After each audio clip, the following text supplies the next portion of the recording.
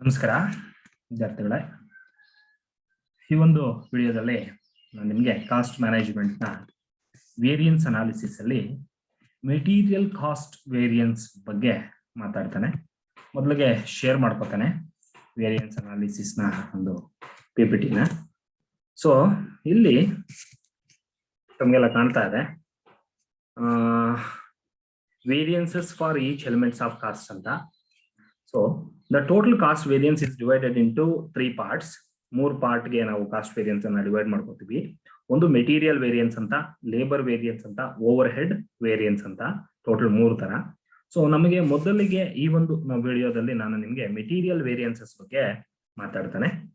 So ನೋಡಿ, material variances, what is material cost variance ಅಂತ. ಇದರಲ್ಲಿ ವೆರಿ ಇಂಪಾರ್ಟೆಂಟ್ಲಿ ಫಸ್ಟ್ ಬರ್ತಕ್ಕಂಥದ್ದೇ ನಿಮಗೆ ಮೆಟೀರಿಯಲ್ ಕಾಸ್ಟ್ ವೇರಿಯನ್ಸ್ ಅಂತ. ಅದನ್ನ ಇನ್ನೊಂದು ಹೆಸರಲ್ಲಿ ಕರಿತೀವಿ ಡೈರೆಕ್ಟ್ ಮೆಟೀರಿಯಲ್ ಕಾಸ್ಟ್ ವೇರಿಯನ್ಸ್ ಅಂತ. ಯೂಶಲಿ ನಾವು ಡೈರೆಕ್ಟ್ ಮೆಟೀರಿಯಲ್ ಅಂತ ನಾವು ಯೂಸ್ ಮಾಡ್ತೀವಿ, ಬಟ್ ನಾವು ಮಾತಾಡ್ತಾ ಮೆಟೀರಿಯಲ್ ಕಾಸ್ಟ್ ವೇರಿಯನ್ಸ್ ಅಂತ ಕರಿತೀವಿ ಅಷ್ಟೇ. ನೋಡೋಣ, what is material cost variance? This is the difference between the standard cost of direct material specified and the actual cost of direct materials used. So ಇಷ್ಟೇ direct material cost variance ಅಂತಂದ್ರೆ ಇದು standard cost of material specified. ಏನ್ materials ಅನ್ನ ನಾವು material cost ಅನ್ನ specify ಮಾಡಿರ್ತೀವಿ, target ಮಾಡಿರ್ತೀವಿ ಅಥವಾ ಸ್ಟ್ಯಾಂಡರ್ಡ್ಸ್ ಅನ್ನ ಫಿಕ್ಸ್ ಮಾಡಿರ್ತೀವಿ, ಅದಕ್ಕೂ ಆಕ್ಚುಯಲ್ ಆಗಿ ಎಷ್ಟು ಮೆಟೀರಿಯಲ್ ಕಾಸ್ಟ್ ಆಯ್ತು ಅದಕ್ಕೂ ಇರ್ತಕ್ಕಂತಹ ಡಿಫರೆನ್ಸ್ ಅನ್ನ ನಾವು ಮೆಟೀರಿಯಲ್ ಕಾಸ್ಟ್ ವೇರಿಯನ್ಸ್ ಅಂತ ಕರಿತೀವಿ. ಓಕೆ, ಸೊ ಇದರಕ್ಕೆ ಒಂದು ಫಾರ್ಮುಲಾ ಇದೆ. ನೀವು ಯಾವ ರೀತಿನಪ್ಪ ಇದನ್ನ ಕಂಡುಹಿಡಿಯೋದು ಅಂತಂದ್ರೆ ತುಂಬಾನೇ ಸಿಂಪಲ್. ನೋಡಿ, ಮೆಟೀರಿಯಲ್ ಕಾಸ್ಟ್ ವೇರಿಯನ್ಸ್ ಅನ್ನ ಕಂಡುಹಿಡಬೇಕಾದ್ರೆ standard cost minus actual cost ಮಾಡಿದ್ರೆ ಆಟೋಮೆಟಿಕಲಿ ನಿಮಗೆ ಮೆಟೀರಿಯಲ್ ಕಾಸ್ಟ್ ವೇರಿಯನ್ಸ್ ಸಿಕ್ಕೋಗುತ್ತೆ. ಸೊ ಈ ಸ್ಟ್ಯಾಂಡರ್ಡ್ ಕಾಸ್ಟ್ ನ ಹೇಗೆ ಕಂಡುಹಿಡಿಯೋದು, ಈ ಆಕ್ಚುಯಲ್ ಕಾಸ್ಟ್ ನ ಹೇಗೆ ಕಂಡುಹಿಡಿಯೋದು ಅಂತ. ಸ್ಟ್ಯಾಂಡರ್ಡ್ ಕಾಸ್ಟ್ ನ ಹೆಂಗ್ ಕಂಡುಹಿಡಿತೀವಿ ಅಂತಂದ್ರೆ ಸ್ಟ್ಯಾಂಡರ್ಡ್ ಕ್ವಾಂಟಿಟಿ ಫಿಕ್ಸ್ ಮಾಡಿರ್ತೀರಲ್ಲ, ಸ್ಟ್ಯಾಂಡರ್ಡ್ಸ್ ಎಷ್ಟು ಕ್ವಾಂಟಿಟಿ ಯೂಸ್ ಮಾಡಬೇಕು ಅಂತ ಫಿಕ್ಸ್ ಮಾಡಿದಿರಿ ಇಂಟು ಯಾವ ಪ್ರೈಸ್ಗೆ ಆ ಕ್ವಾಂಟಿಟಿನ ತಗೋಬೇಕು ಅಂದ್ಕೊಂಡಿದ್ದೀರಿ. ಸ್ಟ್ಯಾಂಡರ್ಡ್ ಪ್ರೈಸ್ ನಿಮ್ಗೆ ಇದನ್ನ ಪ್ರಾಬ್ಲಮ್ಸ್ ಅಲ್ಲಿ ಕೊಟ್ಟಿರ್ತಾರೆ. Standard quantity into standard price ಮಾಡಿದ್ರೆ ನಮಗೆ ಸ್ಟ್ಯಾಂಡರ್ಡ್ ಕಾಸ್ಟ್ ಸಿಗುತ್ತೆ, minus actual quantity into actual price. Okay, ನಿಮ್ಗೆ ಎಷ್ಟು ಕ್ವಾಂಟಿಟಿ ಯೂಸ್ ಮಾಡಿದ್ರಿ, ಎಷ್ಟು ಪ್ರೈಸ್ ಕೊಟ್ಟು ಅದನ್ನ ತಗೊಬಂದ್ರಿ ಅನ್ನೋದನ್ನ ಮಲ್ಟಿಪ್ಲಿಕೇಶನ್ ಮಾಡಿದ್ರೆ ನಿಮ್ಗೆ ಆಕ್ಚುಯಲ್ ಕಾಸ್ಟ್ ಸಿಗೋಗುತ್ತೆ. ಸ್ಟ್ಯಾಂಡರ್ಡ್ ಕಾಸ್ಟ್ ಹೇಗೆ ಸಿಗುತ್ತೆ? ಸ್ಟ್ಯಾಂಡರ್ಡ್ ಕ್ವಾಂಟಿಟಿ ಇಂದ ಸ್ಟ್ಯಾಂಡರ್ಡ್ ಪ್ರೈಸ್ ಅನ್ನ ಮಲ್ಟಿಪ್ಲೈ ಮಾಡಿದ್ರೆ ಸ್ಟ್ಯಾಂಡರ್ಡ್ ಕಾಸ್ಟ್ ಸಿಗುತ್ತೆ.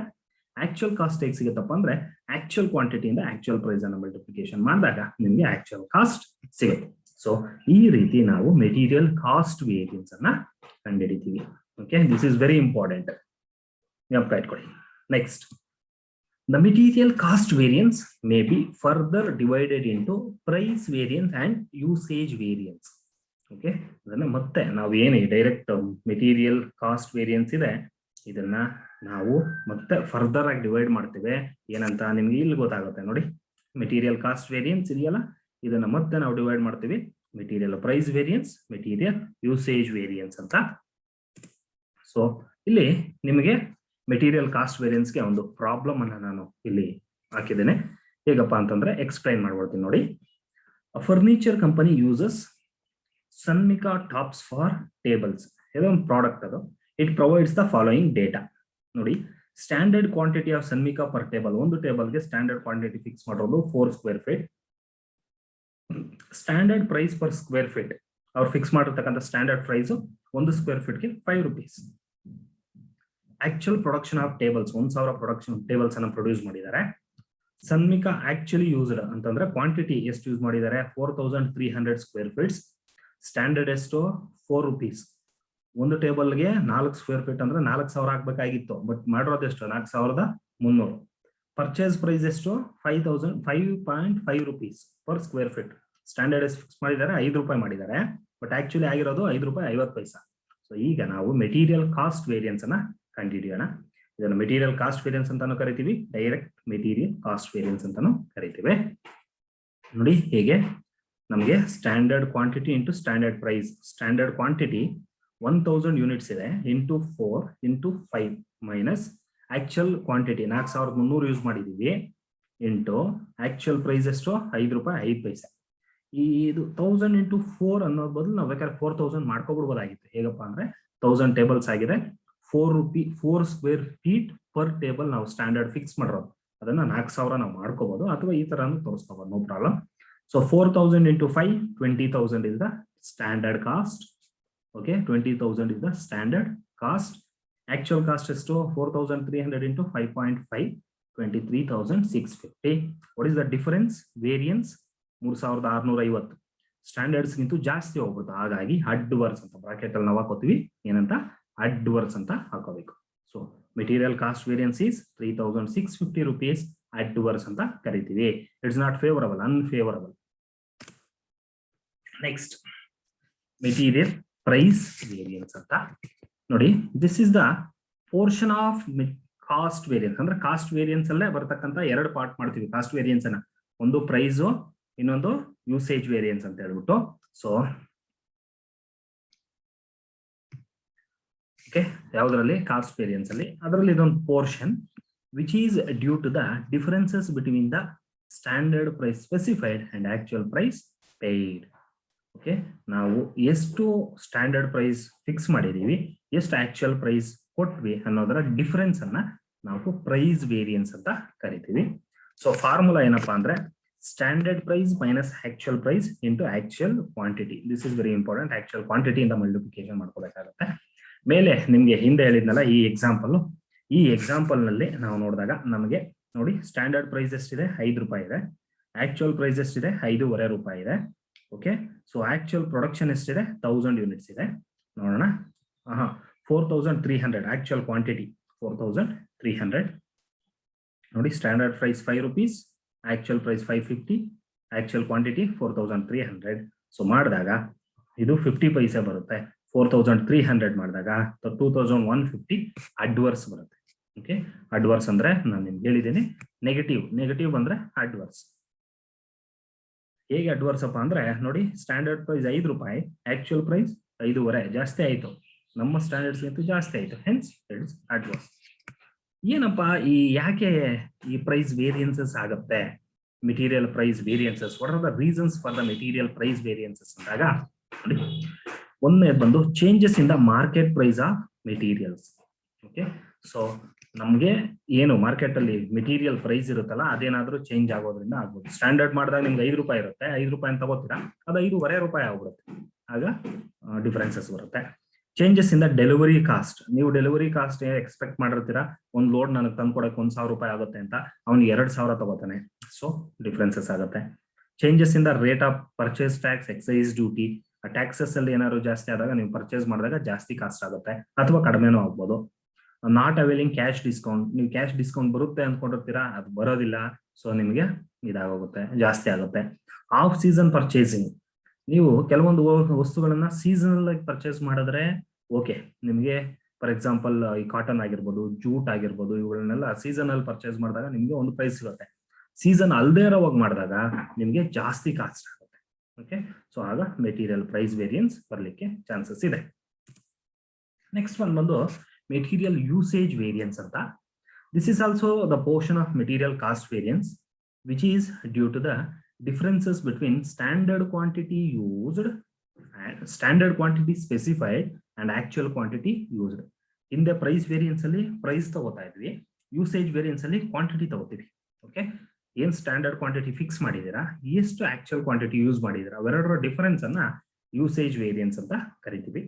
ಫಾರ್ಮುಲಾ ಏನಪ್ಪಾ ಅಂತಂದ್ರೆ ನೋಡಿ, standard quantity minus actual quantity into standard price ಅಂತ ನಾವು ತಗೋಬೇಕಾಗುತ್ತೆ. ಸೊ ಆ ಎಕ್ಸಾಂಪಲ್ ಅಲ್ಲಿ ಏನ್ ನಾವು ಹಿಂದೆ ಎಕ್ಸಾಂಪಲ್ ಕೊಟ್ಟಿದ್ವಿ, ಅಲ್ಲಿ ನಾವು ಮಾಡಿದಾಗ ಸ್ಟ್ಯಾಂಡರ್ಡ್ ಕ್ವಾಂಟಿಟಿ 4,000 ಆಗ್ಬೇಕಿತ್ತು, but actual quantity 4,300 into standard price is 5 ಮಾಡಿದಾಗ ನೋಡಿ 4,000 ನಾವು ಫಿಕ್ಸ್ ಮಾಡಿದ್ದೀವಿ, ಬಟ್ ಯೂಸೇಜ್ ಎಷ್ಟಾಯ್ತು? 4,300 ಆಗೋಯ್ತು. ಜಾಸ್ತಿ ಆಯ್ತಾ? ಅಲ್ಲಿಗೆ 300 ಇಂಟು 5, 1,500 ಅಡ್ವರ್ಸ್. ನಮ್ಮ ಸ್ಟ್ಯಾಂಡರ್ಡ್ಸ್ ಗಿಂತ ಜಾಸ್ತಿ ಆಯ್ತು, ಹಾಗಾಗಿ ಅಡ್ವರ್ಸ್ ಆಗುತ್ತೆ. ನೀವು ಇದನ್ನ ಇನ್ನೂ ಒಂದು ರೀತಿ ಕ್ರಾಸ್ ವೆರಿಫಿಕೇಶನ್ ಮಾಡ್ಕೋಬಹುದು. ಹೆಂಗಪ್ಪ ಅಂತಂದ್ರೆ ನೋಡಿ, ಮೆಟೀರಿಯಲ್ ಕಾಸ್ಟ್ ವೇರಿಯನ್ಸ್ ಅಲ್ಲಿ ಇವೆರಡು ಪಾರ್ಟ್ಸ್, ಹೌದಾ? ಪ್ರೈಸ್ ವೇರಿಯನ್ಸ್ ಮತ್ತೆ ಯೂಸೇಜ್ ವೇರಿಯನ್ಸ್, ಇವೆರಡನ್ನ ನಾವು ಆಡ್ ಮಾಡಿದಾಗ ಮೆಟೀರಿಯಲ್ ಕಾಸ್ಟ್ ವೇರಿಯನ್ಸ್ ಅಷ್ಟೇ ಬರಬೇಕು. ಸೊ ಹೇಗೆ ಅಂತಂದ್ರೆ ನೋಡಿ, ಕಾಸ್ಟ್ ವೇರಿಯನ್ಸ್ ಎಷ್ಟಿದೆ? 3,650 ಅಡ್ವರ್ಸ್ ಇದೆ. So price variance 2150, usage variance 1500, ಎರಡನ್ನು ಆಡ್ ಮಾಡಿ 3650 ಬರುತ್ತೆ. ಎರಡು ಅಡ್ವರ್ಸ್, ಇದು ಎ ಇದು A, minus minus is equal to minus A. Okay, ಈ ರೀತಿ. ನೆಕ್ಸ್ಟ್ ನಮಗೆ what are the reasons for material usage variance. ಇಲ್ಲಿ ವೇರಿಯನ್ಸ್ ಬರುತ್ತಲ್ಲ, ಡಿಫರೆನ್ಸ್ ಬರುತ್ತಲ್ಲ, ರೀಸನ್ಸ್ ಏನಪ್ಪಾ ಅಂದ್ರೆ use of defective of substandard materials. Defective materials ಅನ್ನು ಯೂಸ್ ಮಾಡಿದಾಗ ನಿಮ್ಗೆ ಆಟೋಮೆಟಿಕಲಿ ಆಕ್ಚುಯಲ್ ಕ್ವಾಂಟಿಟಿ ಜಾಸ್ತಿ ಆಗುತ್ತೆ, ಜಾಸ್ತಿ ಯೂಸ್ ಮಾಡಬೇಕಾಗುತ್ತೆ. ಕೇರ್ಲೆಸ್ನೆಸ್ ಇಂದ ಯೂಸ್ ಆಫ್ ಮೆಟೀರಿಯಲ್ಸ್ ನ ಯೂಸ್ ಮಾಡ್ಬೇಕಾದ್ರೆ ಕೇರ್ಲೆಸ್ನೆಸ್ ಮಾಡ್ತಕ್ಕಂಥದ್ದು. ಪಿಲ್ಪ್ರೇಜ್ ಅಂತಂದ್ರೆ ಈ ಸೋರಿಕೆ ಅಂತ ಕರಿತೀವಿ. ಪೂರ್ ವರ್ಕ್ಮೆನ್ಶಿಪ್, ಕೆಲಸ ಮಾಡ್ತಕ್ಕಂಥವ್ರು ಸರಿಯಾಗಿ ಕೆಲಸ ಮಾಡದೇ ಇರ್ತಕ್ಕಂಥದ್ದು, ಅವ್ರಿಗೆ ಸ್ಕಿಲ್ಸ್ ಸರಿಯಾಗಿಲ್ಲದೆ ಜಾಸ್ತಿ ಯೂಸೇಜ್ ಮಾಡ್ತಕ್ಕಂಥದ್ದು. Defect in plant and machinery defect ಇದ್ದಾಗ ನಿಮಗೆ ಸರಿಯಾಗಿ ಪ್ರೊಡಕ್ಷನ್ ಆಗೋದಿಲ್ಲ, ಯೂಸೇಜ್ ಜಾಸ್ತಿ ತಗೊಳುತ್ತೆ. Changes in the quality of material, ಏನು ಮೆಟೀರಿಯಲ್ ಕ್ವಾಲಿಟಿ ಏನಾದರೂ ಚೇಂಜಸ್ ಆಗ್ಬಿಟ್ಟಾಗ ನಿಮ್ಗೆ ಆಟೋಮೆಟಿಕಲಿ ಕ್ವಾಂಟಿಟಿ ಜಾಸ್ತಿ ತಗೊಳುತ್ತೆ. ಹಂಗಾಗಿ ನೀವೇನ್ ಸ್ಟ್ಯಾಂಡರ್ಡ್ಸ್ ಅನ್ನು ಫಿಕ್ಸ್ ಮಾಡಿರ್ತೀರ ಅದಕ್ಕಿಂತ ಕ್ವಾಂಟಿಟಿ, ಆಕ್ಚುಯಲ್ ಕ್ವಾಂಟಿಟಿ ಜಾಸ್ತಿ ಆಗ್ತಾ ಹೋಗುತ್ತೆ. ಸೊ ಇಷ್ಟು ಮೆಟೀರಿಯಲ್ ಪ್ರೈಸ್ ಯೂಸೇಜ್ ವೇರಿಯನ್ಸ್. ಮತ್ತೆ ಮೆಟೀರಿಯಲ್ ಯೂಸೇಜ್ ವೇರಿಯನ್ಸ್ ಅನ್ನ ನಾವು 3 ರೀತಿ ಡಿವೈಡ್ ಮಾಡ್ತಾ ಹೋಗ್ತೇವೆ. ಓಕೆ, 2 ರೀತಿ. ಒಂದು ಮೆಟೀರಿಯಲ್ ಮಿಕ್ಸ್ ವೇರಿಯನ್ಸ್ ಅಂತ, ಇನ್ನೊಂದು ಮೆಟೀರಿಯಲ್ ಈಲ್ಡ್ ವೇರಿಯನ್ಸ್ ಅಂತ ಅಥವಾ ಸಬ್ ಯೂಸೇಜ್ ಅಂತ ಕರಿತೀವಿ. ಒಂದು ಮೆಟೀರಿಯಲ್ ಮಿಕ್ಸ್ ವೇರಿಯನ್ಸ್ ಅಂದ್ರೆ ಏನು ನೋಡೋಣ. ಸೊ ಇವೆಲ್ಲ sub variance, material usage variance ಅಲ್ಲಿ ಸಬ್ ವೇರಿಯನ್ಸ್ ಇದು. It arises only where more than one type of material is used for the production of finished goods. ಈ ಮೆಟೀರಿಯಲ್ ಮಿಕ್ಸ್ ವೇರಿಯನ್ಸ್ ಯಾವಾಗಪ್ಪ ಬರುತ್ತೆ ಅಂತಂದ್ರೆ, ನಿಮಗೆ ಯಾವುದೋ ಒಂದು ಪ್ರಾಡಕ್ಟ್ ಅನ್ನ ಪ್ರೊಡ್ಯೂಸ್ ಮಾಡಬೇಕಾದ್ರೆ ಒಂದಕ್ಕಿಂತ ಜಾಸ್ತಿ ಮೆಟೀರಿಯಲ್, ಯಾವುದೋ 2-3 ಮೆಟೀರಿಯಲ್ ಅನ್ನ ಯೂಸ್ ಮಾಡ್ತಾ ಇರ್ತೀರಾ, ಆ ಟೈಮಲ್ಲಿ ಮಾತ್ರ ಇದು ಇದಾಗುತ್ತೆ, ನಮಗೆ ಬರುತ್ತೆ, ರೈಸ್ ಆಗುತ್ತೆ. ಏನು ಮೆಟೀರಿಯಲ್ ಮಿಕ್ಸ್ ವೇರಿಯನ್ಸ್ ಅಂತಂದ್ರೆ, it is a portion of material usage variance, ಅಂದ್ರೆ ಯೂಸೇಜ್ ವೇರಿಯನ್ಸ್ ಅಲ್ಲಿ ಬರ್ತಕ್ಕಂಥದ್ದು, which is due to the differences between standard and actual composition of material. Material composition ಇರುತ್ತಲ್ಲ, ಸ್ಟ್ಯಾಂಡರ್ಡ್ಸ್ ಮತ್ತೆ ಆಕ್ಚುಯಲ್, ಅದರ difference ಅನ್ನ ನಾವು material mix variance ಅಂತ ಕರಿತೀವಿ. See, it may arise in industries like chemical, rubber ಅಂತ ಕಡೆ ಇದು ಅರೈಸ್ ಆಗುತ್ತೆ. There are number of raw materials are mixed to produce a final product. Yes, change from the standard mix may due to non-availability of one or more components of the mix, or due to non-purchase of materials at proper time. Increase in the proportion of cheaper materials result in favorable mix variance and vice versa. Okay, cheaper material ಆದಾಗ ನಾವು ನಮಗೆ favourable variance ಬಂದ್ಬಿಡುತ್ತೆ. So ಇದಕ್ಕೆ formula ಬಂದು very simple. Material mix variance ಅನ್ನ ಯಾವ ರೀತಿ ಕಂಡುಹಿಡಿತೀವಿ ಅಂದ್ರೆ, revised standard quantity minus actual quantity. ಅಂದ್ರೆ ಏನ್ ರಿವೈಸ್ ಮಾಡಿದೀರಾ ಕ್ವಾಂಟಿಟಿ, ಸ್ಟ್ಯಾಂಡರ್ಡ್ಸ್ ಅನ್ನ ಫಿಕ್ಸ್ ಮಾಡಿರ್ತಾರ ಅದು ಏನ್ ರಿವೈಸ್ ಮಾಡಿದೀರಾ ಮತ್ತೆ ಆಕ್ಚುಯಲ್ ಆಗಿ ಏನು ಯೂಸ್ ಮಾಡಿದೀರಾ ಇಂಟು ಸ್ಟ್ಯಾಂಡರ್ಡ್ ಪ್ರೈಸ್ ಮಾಡ್ಕೊಂಡಾಗ ನಮಗೆ ಮೆಟೀರಿಯಲ್ ಮಿಕ್ಸ್ ವೇರಿಯನ್ಸ್ ಬರುತ್ತೆ. ಅದಾದ್ಮೇಲೆ ನಮಗೆ ಇದು ಇನ್ನೊಂದು ಯಾವುದು yield variance ಅಂತ, material revised usage variance or material sub usage variance ಅಂತ, which represents the portion of the material usage variance which is attributed to reasons other than those which give rise to the material mix variance. ಅಂದ್ರೆ material mix variance ಏನ್ reason ಬಂದಿರುತ್ತೆ ಅದನ್ನ ಬಿಟ್ಟು ಯಾವ್ದಾದ್ರು ಬಂದ್ರೆ, reasons ಏನಾದ್ರು ಬಂದ್ರೆ ಡಿಫರೆನ್ಸಸ್ಗೆ, ಅದನ್ನ ಸಬ್ ಯೂಸೇಜ್ ವೇರಿಯನ್ಸ್ ಅಂತ ಕರಿತೀವಿ. ಇವೆಲ್ಲ ಮೈನರ್, ತುಂಬಾ ಕಡಿಮೆ ಬರ್ತಕ್ಕಂಥದ್ದು, ಇದ್ರ ಬಗ್ಗೆ ಏನು ತಲೆ ಕೆಡಿಸ್ಕೊಳಕ್ ಹೋಗ್ಬೇಡಿ. ಸೊ ಇಲ್ಲೂ ಅಷ್ಟೇ, standard quantity minus revised standard quantity into standard price ಮಾಡಿದಾಗ ನಮಗೆ ಇದು ಸಿಗುತ್ತೆ. ಸೊ ಇಷ್ಟು ನಮ್ಮ ಯಾವುದ್ರ ಬಗ್ಗೆ, ಮೆಟೀರಿಯಲ್ ವೇರಿಯನ್ಸಸ್ ಬಗ್ಗೆ. ನೆಕ್ಸ್ಟ್ ಕ್ಲಾಸ್ ಅಲ್ಲಿ ನಾನು ನಿಮಗೆ ಇದ್ರ ಬಗ್ಗೆ ಮಾಡ್ತೇನೆ, ಯಾವುದ್ರ ಬಗ್ಗೆ, ಲೇಬರ್ ವೇರಿಯನ್ಸಸ್ ಬಗ್ಗೆ. ಇದನ್ನ ತಿಳ್ಕೊಂಡಿದ್ರೆ ನೀವು ನೀಟಾಗಿ ನಾವು ನೆಕ್ಸ್ಟ್ ಪ್ರಾಬ್ಲಮ್ಸ್ಗೆ ಮೂವ್ ಆಗ್ಬೋದು. ಸೊ ಇಲ್ಲಿಗೆ ನಾನು ಈ ಒಂದು ವಿಡಿಯೋದಲ್ಲಿ ಮುಗಿಸ್ತಾ ಇದ್ದೇನೆ. ಎಲ್ರಿಗೂ ಥ್ಯಾಂಕ್ ಯು.